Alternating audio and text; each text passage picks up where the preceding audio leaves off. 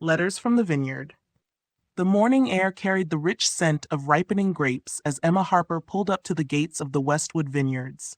Her rusty old car sputtered to a halt, its wheels crunching over the gravel driveway. Emma stepped out, clutching her suitcase in one hand and shielding her eyes from the California sun with the other.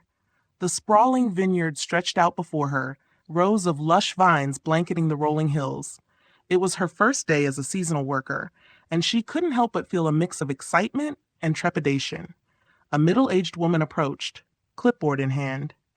"Emma Harper?" she asked, her smile warm.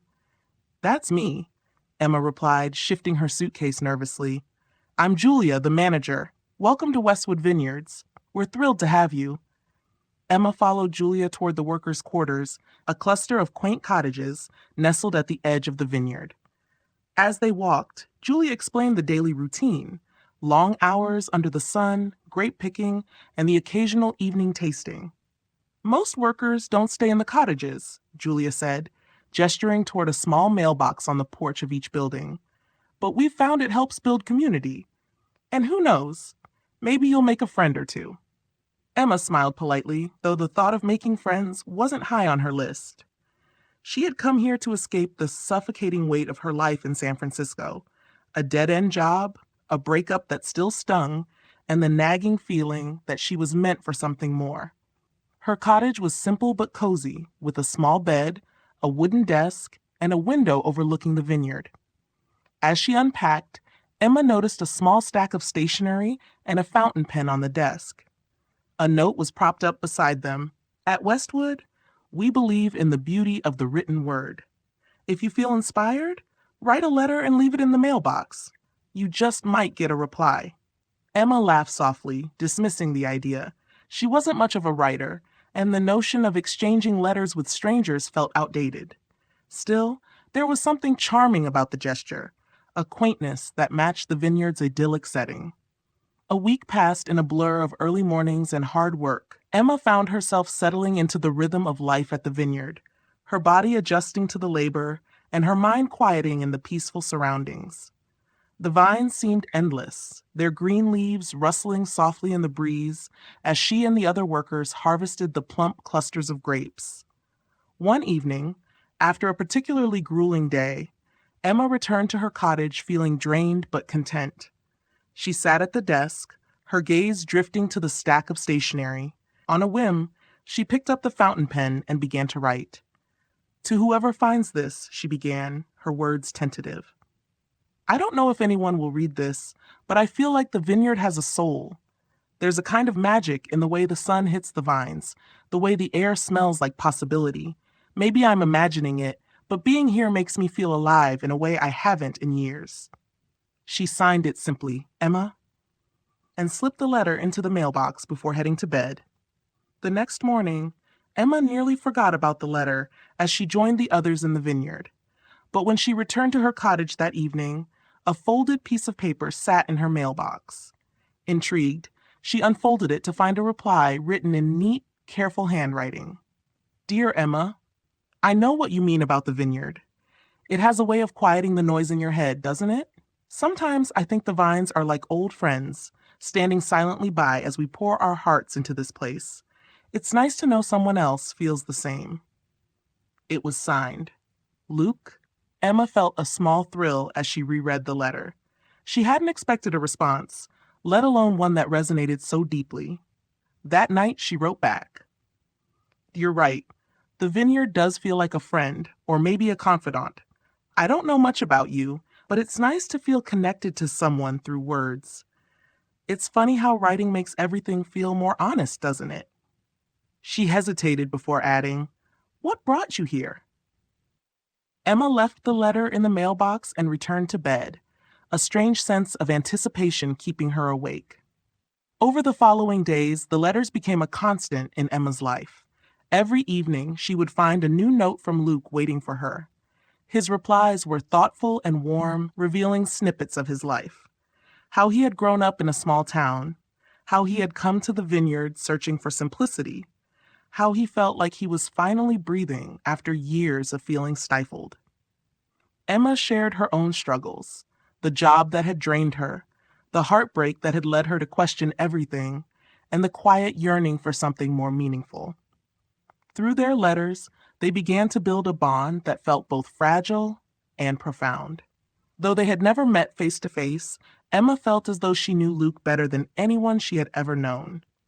One evening, as the sun dipped below the horizon, Emma found herself lingering by the mailbox after leaving her latest letter. The air was thick with the scent of grapes and earth, and a single thought flickered in her mind. What if they met in person? But she wasn't ready.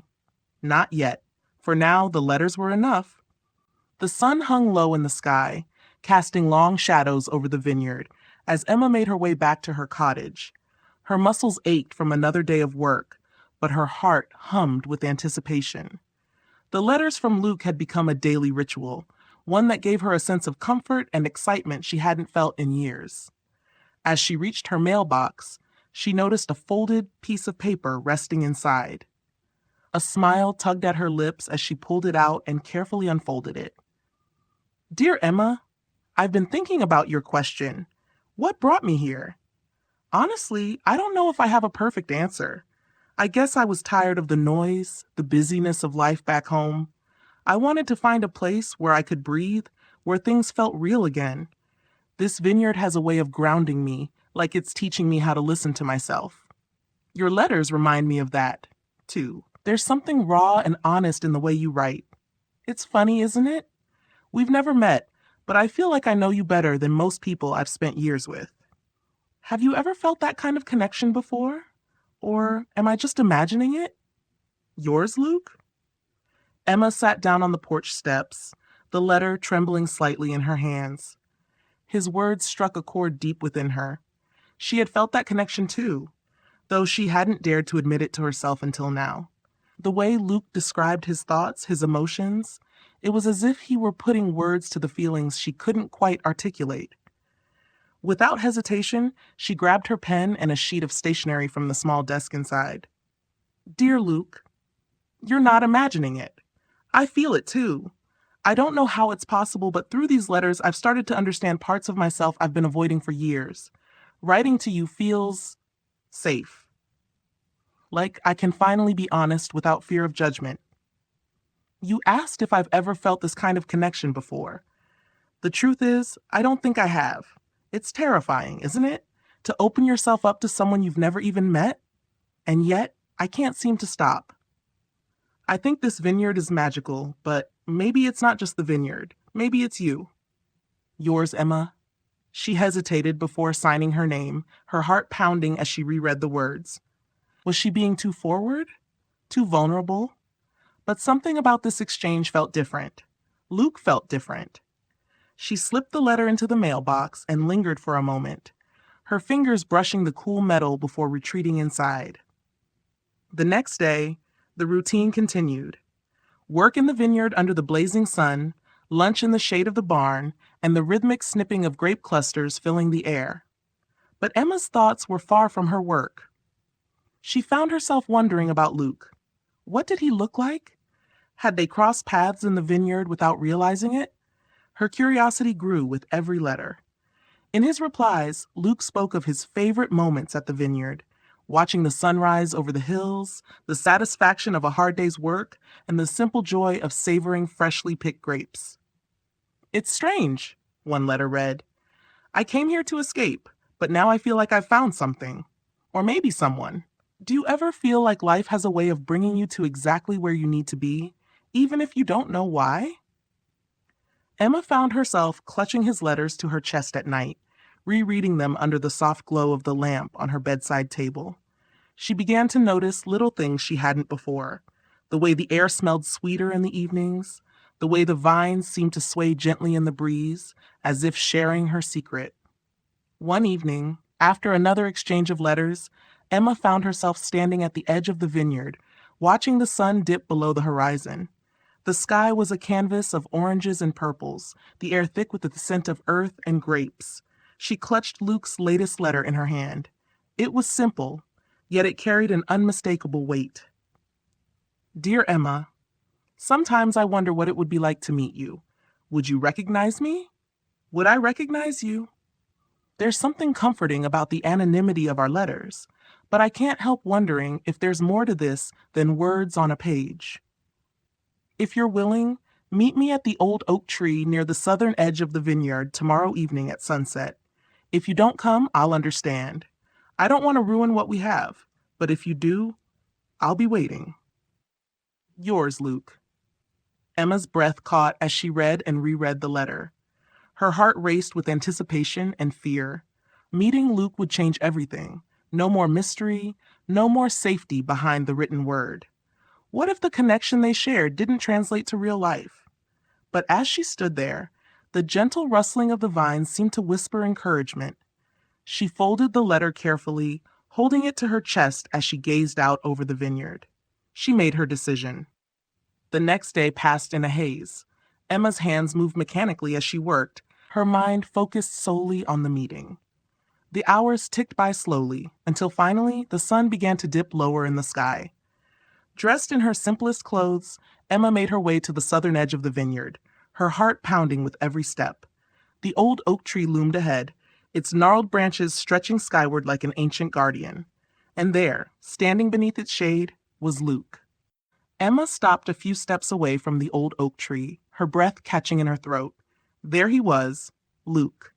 His back was turned, but she could see his tall frame silhouetted against the golden light of the setting sun.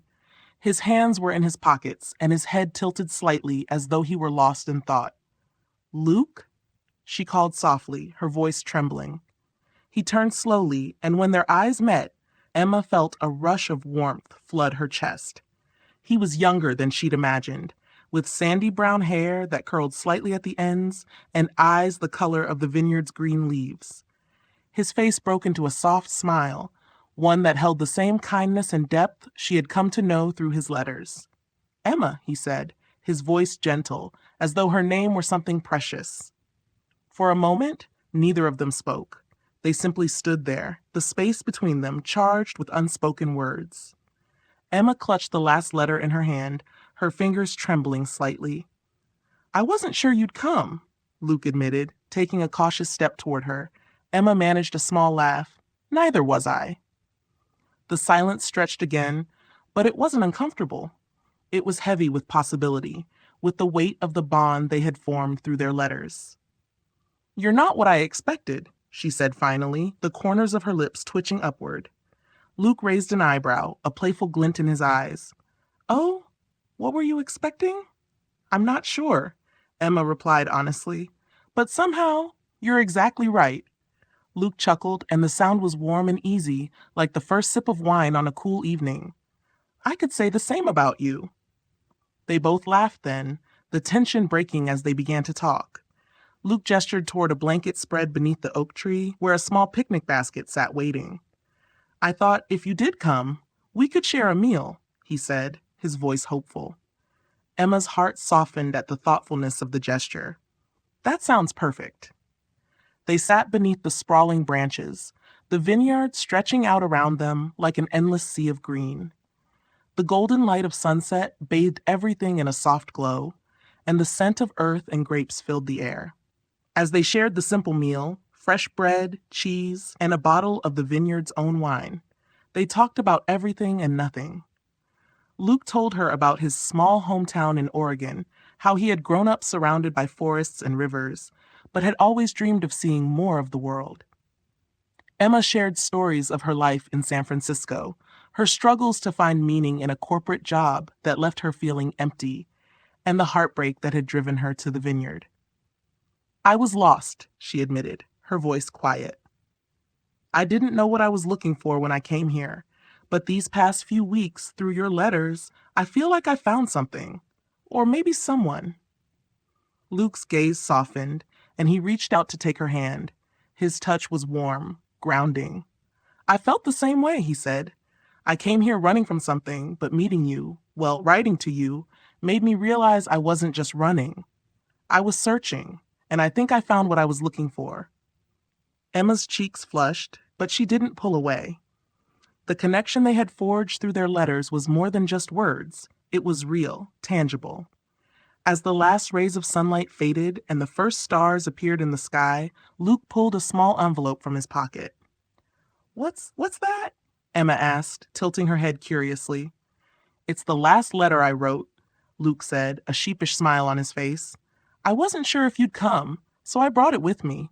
I thought maybe you'd like to read it now. Emma took the envelope, her fingers trembling slightly as she opened it.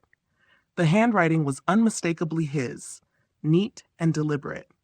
Dear Emma, I don't know if you'll read this, but if you do, I want you to know something. Meeting you, even just through these letters, has changed me. You've reminded me of the beauty in small things, the power of vulnerability, and the magic of connection. For the first time in a long time, I feel like I'm exactly where I'm supposed to be. And if you don't come, that's okay. I'll still carry your words with me, always. Emma looked up, her eyes glistening with unshed tears. Luke, he smiled softly, his gaze steady. I meant every word. Without thinking, Emma leaned forward and kissed him. It was gentle at first, a tentative meeting of lips that quickly deepened into something more, something that spoke of all the words they hadn't yet written, all the feelings they hadn't yet expressed. When they finally pulled apart, Emma rested her forehead against his, her heart full. What happens now? She asked, her voice barely above a whisper. Luke grinned. Well, I guess we start writing the next chapter. Together. In the days and weeks that followed, Emma and Luke's connection only deepened. They continued to write letters, even as they worked side by side in the vineyard, their words a reminder of how their story began. By the end of the season, when the vineyard was bursting with ripe fruit and the harvest was complete, Emma knew one thing for certain. She had come to the vineyard searching for herself, but she had found so much more. And as she walked hand in hand with Luke through the rows of vines, the sun setting once again over the hills, she realized the vineyard's magic wasn't in the land or the grapes. It was in the connections it fostered, the lives it touched, and the stories it helped write. For Emma and Luke, their story was only just beginning.